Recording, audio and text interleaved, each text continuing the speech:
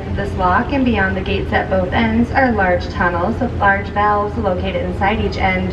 The tunnels are located under the floor of the lock. To raise us from that Lake Huron level behind us to the Lake Superior level ahead of us, the filling valves in front of us will be opened, allowing that water to flow under the gates, through the tunnels, and into the lock through the openings in the lock floor.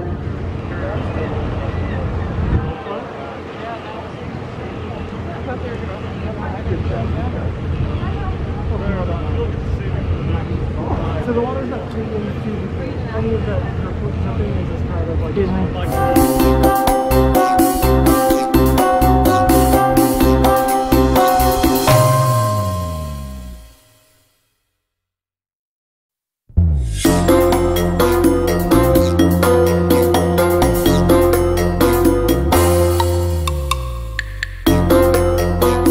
Canal to tour the workings of the Algoma Steel Corporation.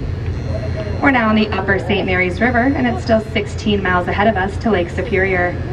Lake Superior has the greatest surface area of any freshwater lake in the world at 31,820 square miles.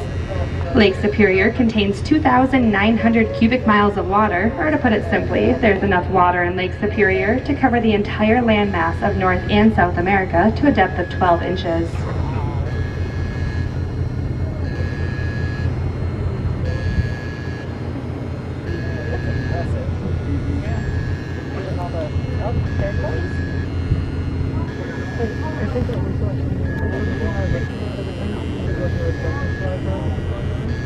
Given that it was so much good, it might not actually go down much anymore. That's why we didn't keep going down as much. That's why it went so far down in relation. Hi.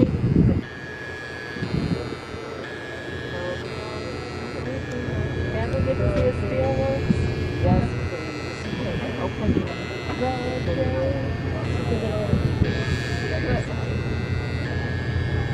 I look at power up.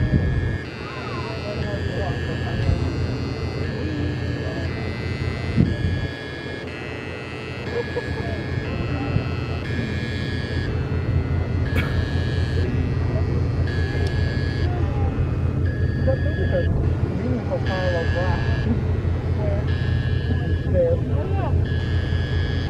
On the middle. Between the lines. I wonder if it is a meaningful pile of rock, or if that's just they haven't bothered to get a dust pan out for it yet. They sucked it up into a pile, but just some rock. Keep going to work.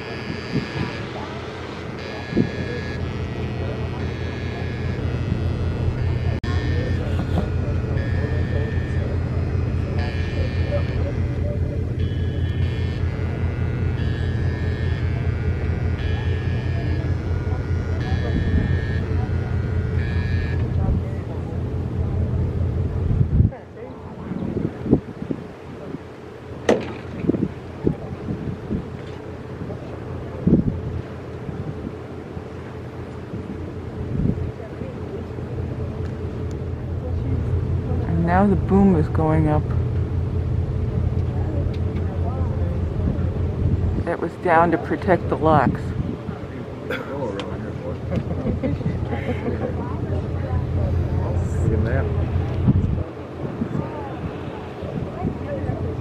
Once the boom is up, we can exit the lock, and we're at the level of Lake Superior, which is still ways down the river, or maybe that's up the river.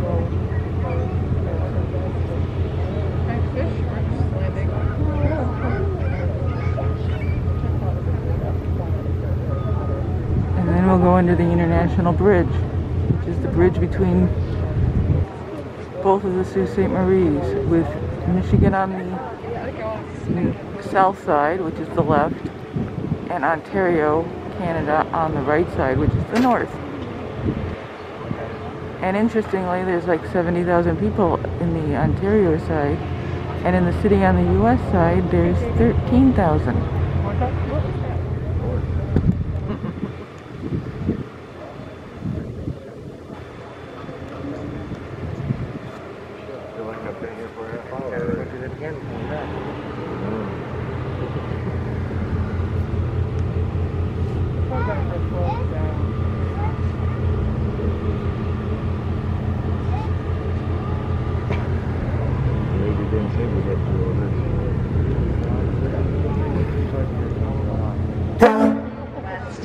It took 2 years to build at a cost of $20 million and is nearly 3 miles in length.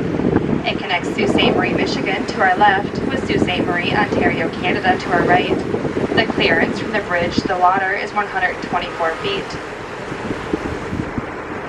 Just past the highway bridge are sections of the Canadian National Railway Bridge. The lift bridge is the part that we're going to be going under. It was constructed in 1960 and crosses the canal leading down to the first and second locks. It replaced an older swing bridge. To the right of that is the Vascular or Jackknife Bridge, which was constructed in 1913 and crosses the canal leading down to the third and fourth locks. It is the largest bridge of this type in the world. Each section of the Vascular Bridge is so evenly balanced with large counterweights of concrete that 40 horsepower electric motor will operate each section. A 10 horsepower motor locks the two sections together before trains cross over. The third movable section of the railroad bridge is a swing bridge.